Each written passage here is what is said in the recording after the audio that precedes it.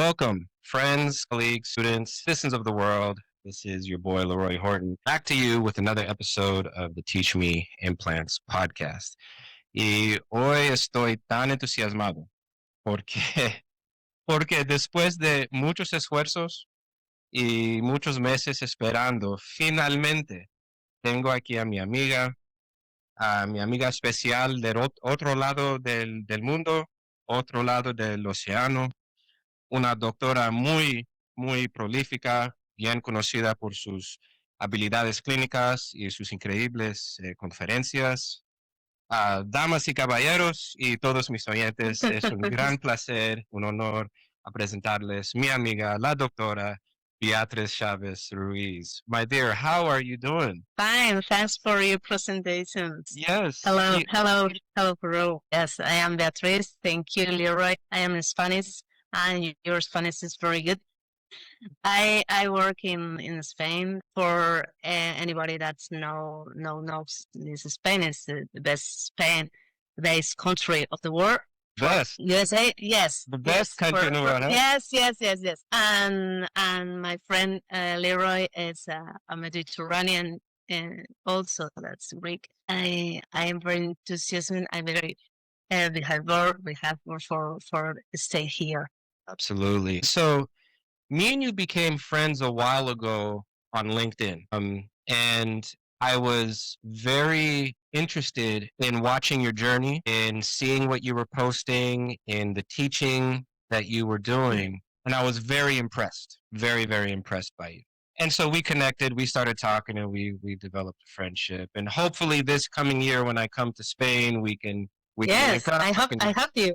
Yeah, we can meet your wife, we can hang out, my wife will be there. But I do want, because I have a lot of listeners here and I got my dental students that sometimes listen to these. I am interested in your story. So can you tell us briefly how you got into just not only dentistry, but what you're doing right now? Yes. I'm using this a very technology. For example, in a pre-degree, we have a simulator of virtual reality as seem to occur for the previous learning for the use of movement, use the instruments for dentistry. But I think that is very important for students because this is a method of knowledge.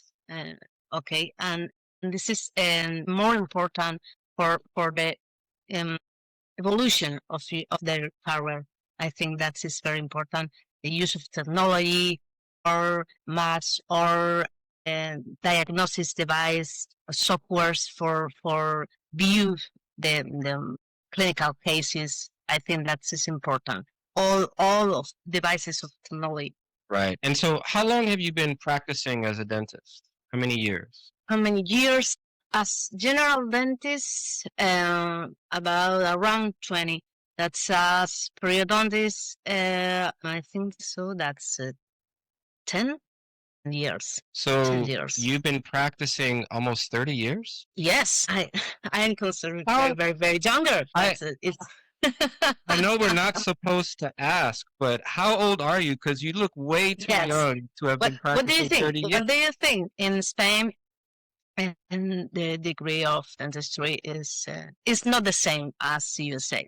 That's they don't need it bachelor's before, and the degree is 5 years, and after the specialty is around, depends of institution of university. That's in my case as 4 years for specialty for periodontics. And when you were doing your training, you didn't have any of the AI technology that we have today, right? How do you see today's students? Are they learning better? Are they learning easier?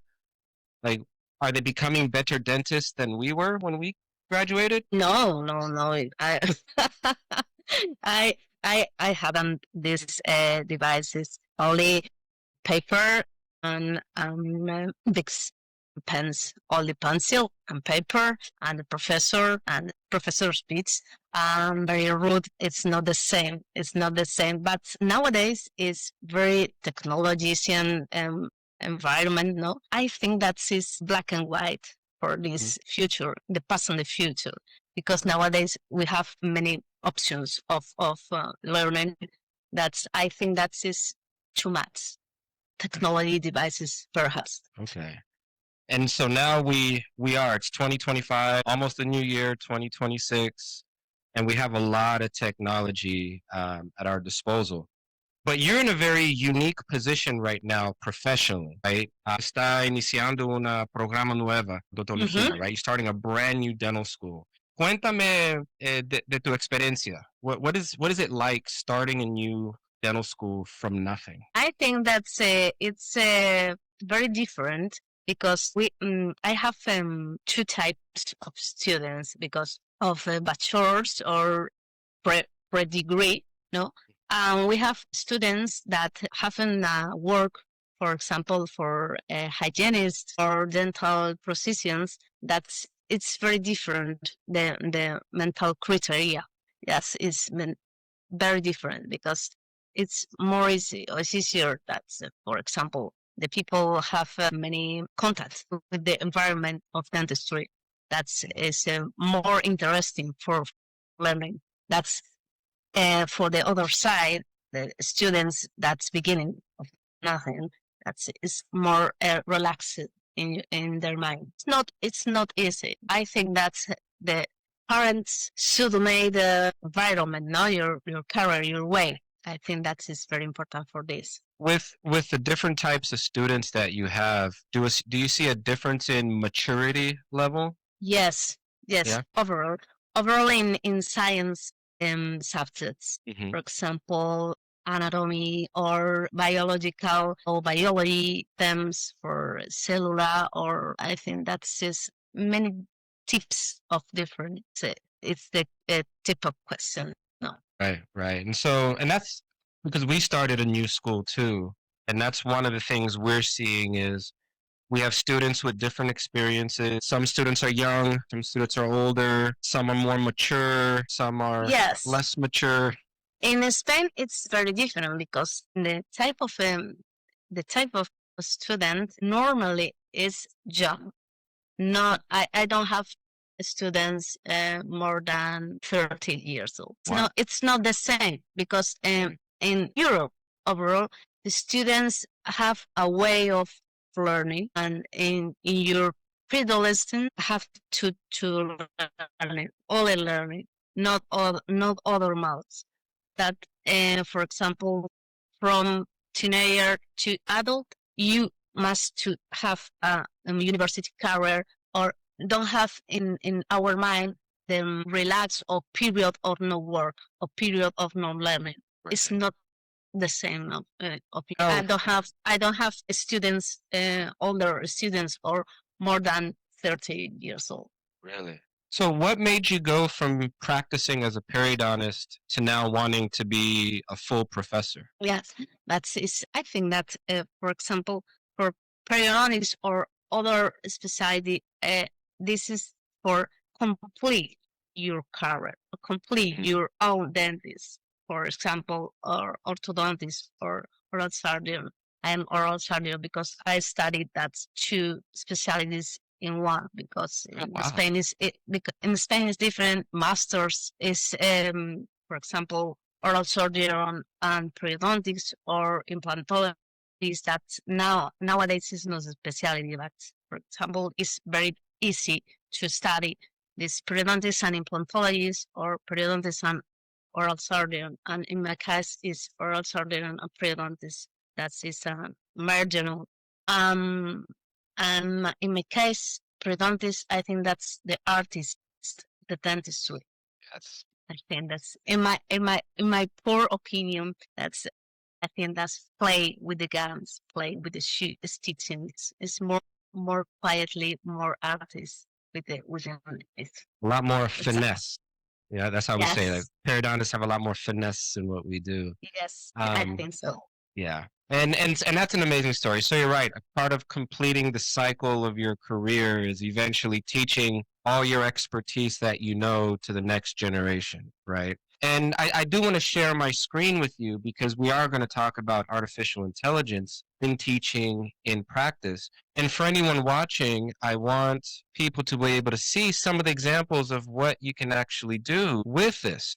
And so here we have a set of x-rays, and I'm going to start playing this video so people can see how artificial intelligence takes your x-rays and it can show you things that maybe the human eye might miss. Maybe you're in a hurry and you're seeing 50 patients a day and you're not as thorough and complete in your exam. And we see that AI is showing you where there might be bone loss, where there might be a defective restoration, where there might be a root canal that's failing. So obviously me and you did not have this when we were learning. Do you think this is helping the students, or do you think that they're going to become too dependent on technology and they won't be as good clinicians on their own? Yeah.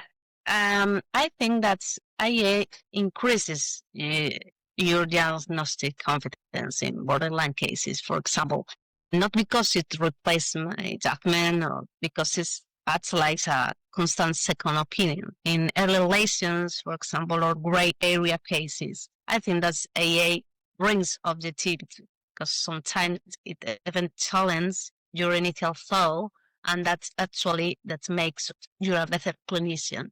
No substitute. I think that is only important tools. No, I think that is very, very important to your job set and the tool for the AI and softwares. I think that it's not the makeup. Right. And that's interesting because like I've watched you teach with a lot of the posting that you do on LinkedIn, and I have a lot of confidence in you, right? Tengo mucha confianza en ti. What I feel like is here in the US, sometimes it is the teacher showing artificial intelligence and how to use it correctly, but often it's the sales representative from the company that's going into dental offices and is telling doctors, don't worry, the computer will do everything for you. How can we better educate our profession to, like you said, use it as a tool, but not rely on it for the diagnosis? Yes, I think that is the biggest risk of relying too much with the AA. I think that AA makes decision for us. That is the real danger. I think that is make the change.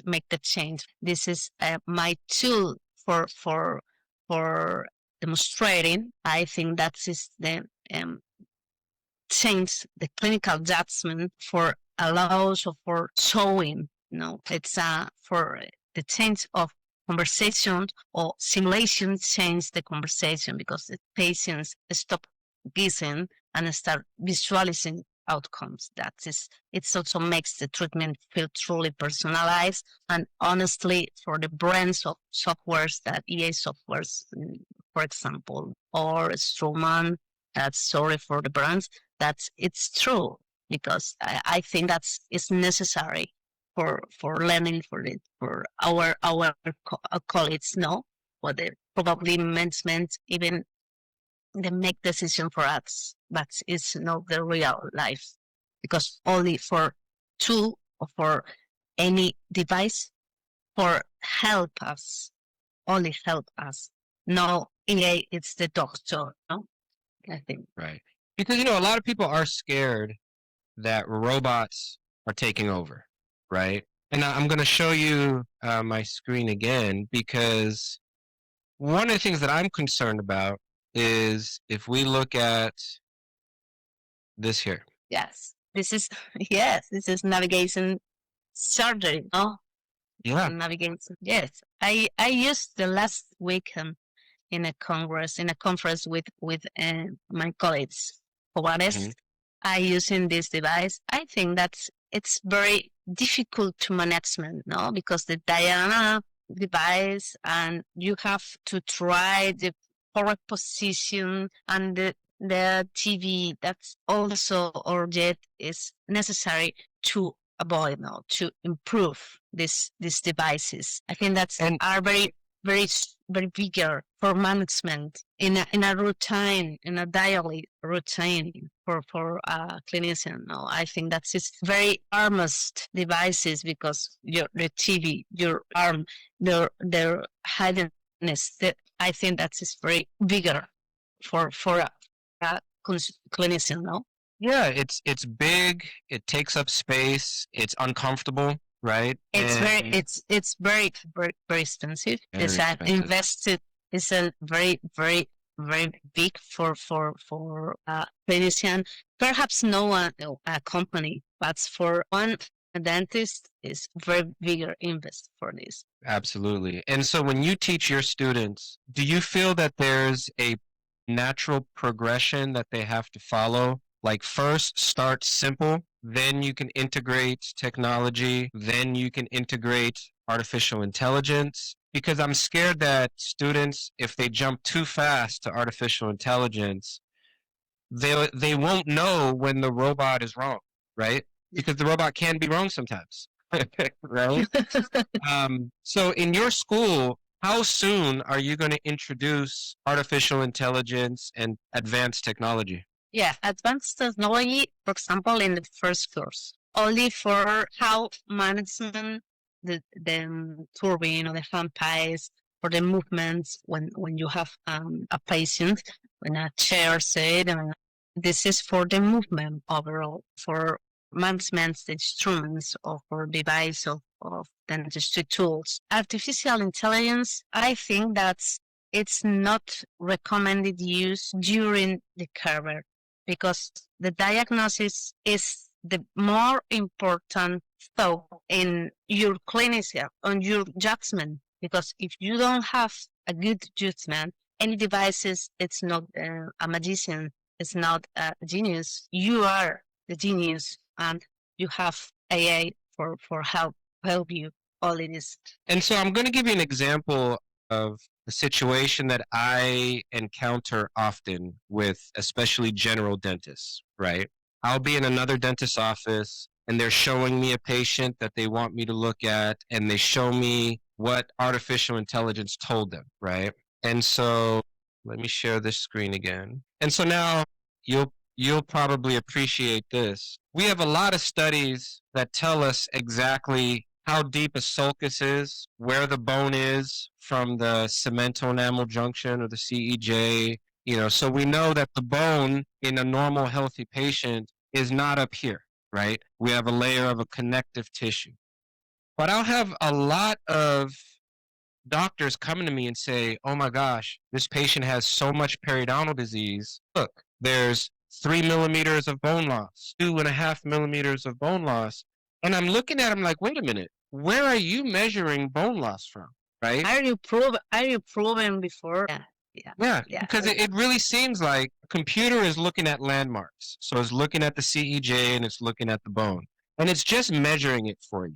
It's not telling you necessarily that this is 2.4 millimeters of bone loss. It's just giving you measurements, and then the doctor has to look at it and say, oh, okay, is there actually bone loss or is the bone where it's supposed to be? And I wouldn't be so worried if maybe this was just one doctor or two doctors that are making these type of decisions based on AI. I'm coming across a lot of doctors who seem to diagnose off of the artificial intelligence. What do you say to those doctors? What's a good strategy for them to look at this information and make their own diagnosis? Yeah, I think that's type of doctors don't have a criteria just for diagnosis or any pathologies, for example, periodontal pathology or any pathology for fields of dentistry. I think that's the first step in your knowledge. You have read books, not only it's internet or EA, and you have a way of learning or read for have a mistake because it's necessary. You have make a error. Make a error is very important for your learning. For example, only base it in an AA device. I think that is wrong diagnosis because your experience has come for your errors, your exits, your success. And I think that's is very important. Your management with the patients and make a feel with the gums, with the bone, with to proving. I think that, for example, fluoride approved is very device important, very device technology advanced important for proving that it's real. This is real, but the bite of the other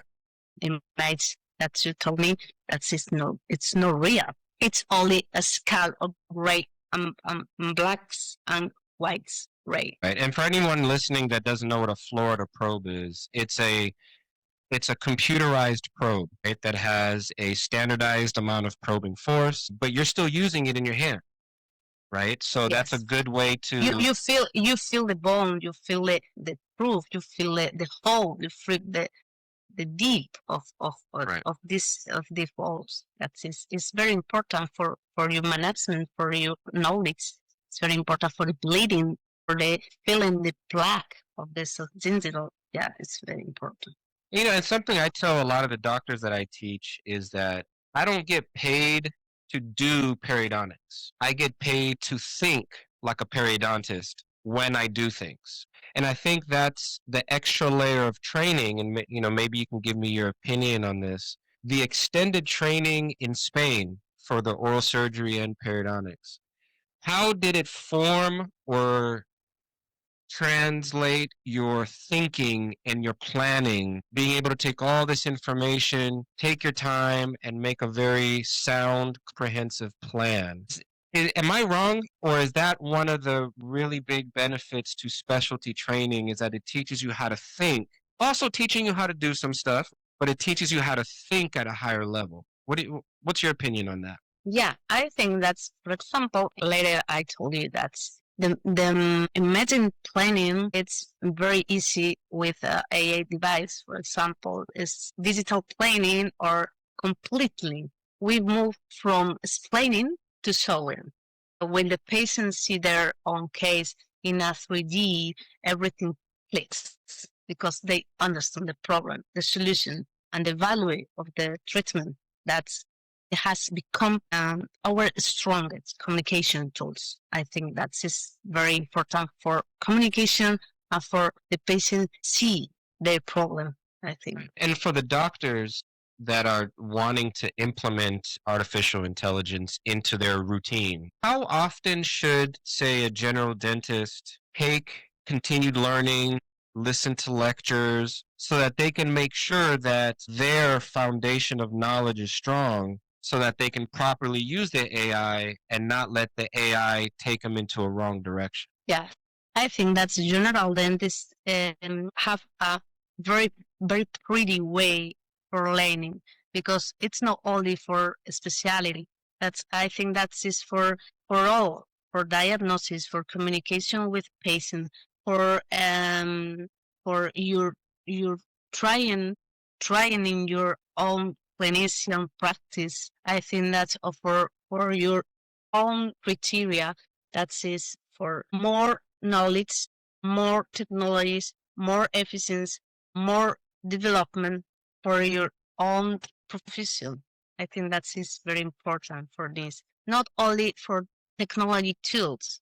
That's I think that's for general practice or general dentist is very important for all these environments of dentistry, of pilots dentistry. That is very development tools. I think that is very important. This.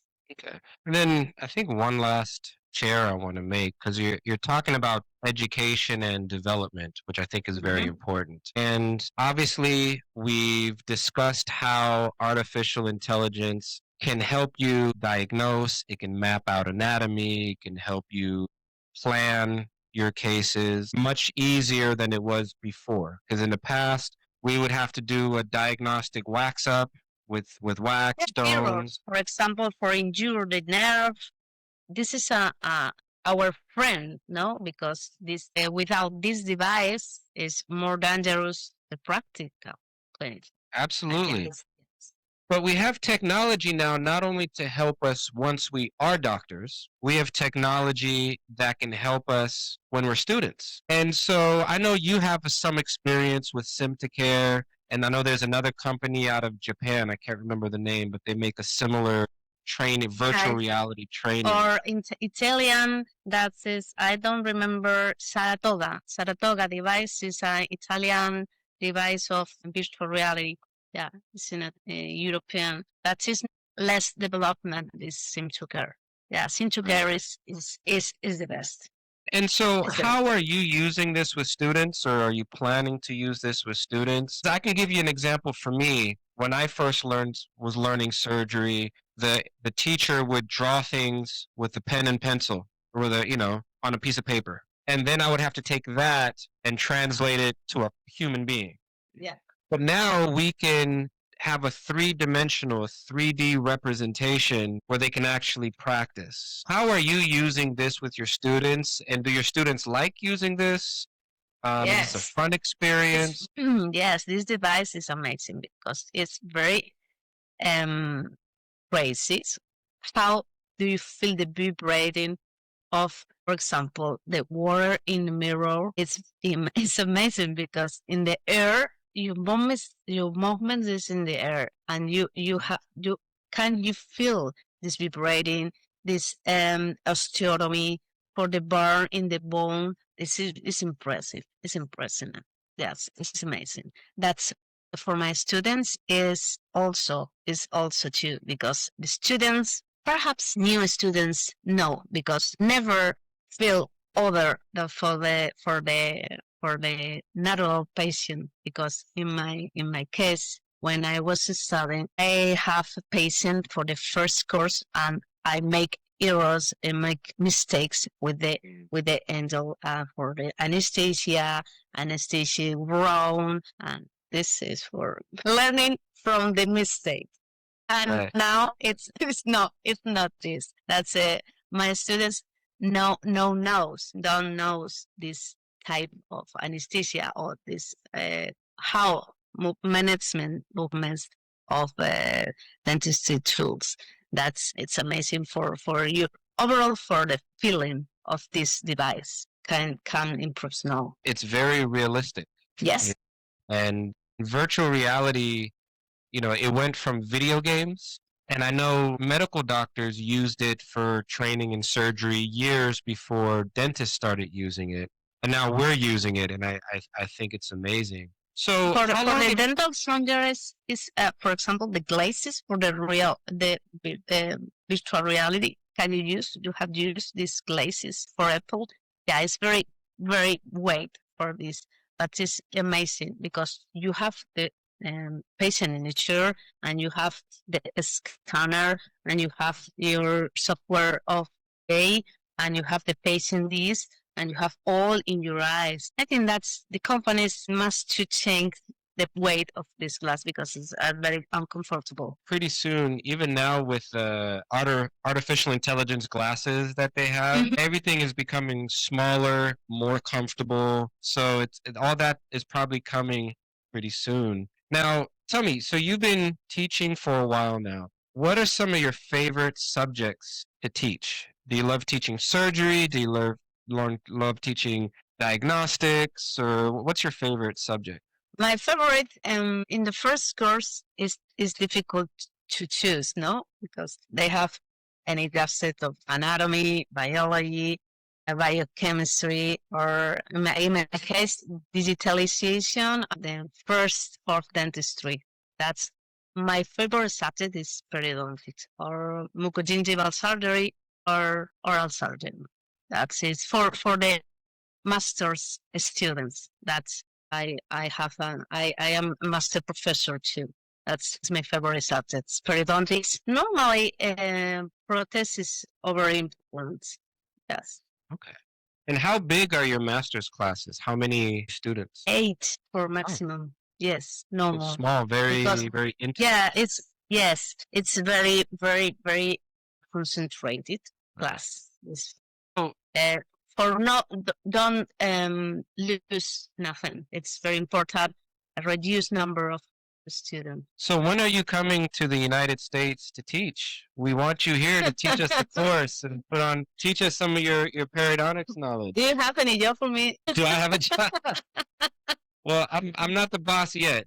I'm not, but soon, maybe soon. one day. I'm sure that soon I'll be your boss. Yes. So one of the last questions that I have for you is, you've been practicing for a long time. Now you're teaching more. Do you feel like, I know that you said it completes the cycle of your career as a specialist. Do you miss being a clinician full time, or are you comfortable now that you're teaching more? I think that's the perfect mixture as 50-50.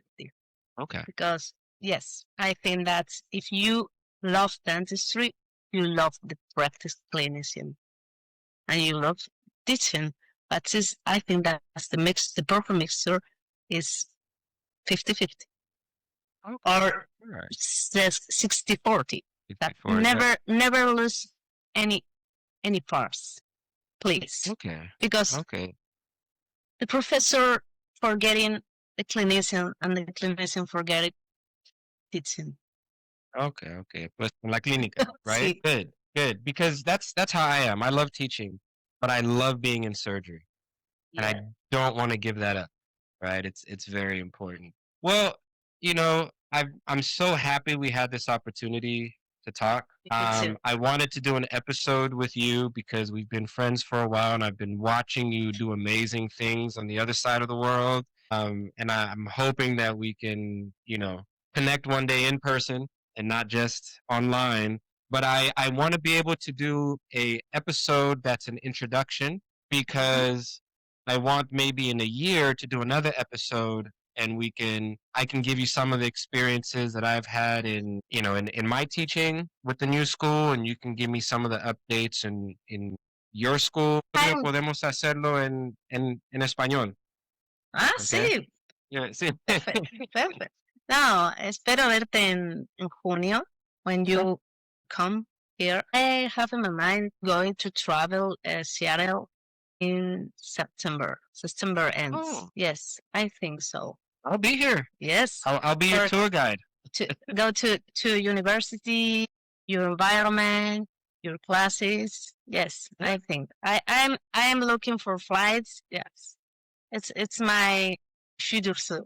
Okay. Yeah, I'll be your guide. Well, Dr. Chavez Ruiz, my friend Beatriz, thank you so much for coming on this episode. And I know that it's almost es casi medianoche in España, right? It's almost midnight. It's late. Yes. So thank you so much for staying up late just for me. I lo agradezco mucho. I've got a lot of students that are Spanish speaking. They're from Central America or South America. ¿Tienes un mensaje para ellos que puedes decir en español? Sí, claro. A todos los hispanohablantes les mando un saludo desde España. La odontología es el arte de todas las ciencias porque somos pintores, somos carpinteros y somos ferreteros. Así que somos los artistas. Un beso a todos y nos vemos en España. Muchísimas gracias, doctora, mi amiga. Thank you so much for coming on here. And for anyone listening, my parting words, keep reading, keep listening, keep learning, and we'll talk to you soon. I am very glad for you. Thank you. Thank you, Leroy. See you. Adios. Adios.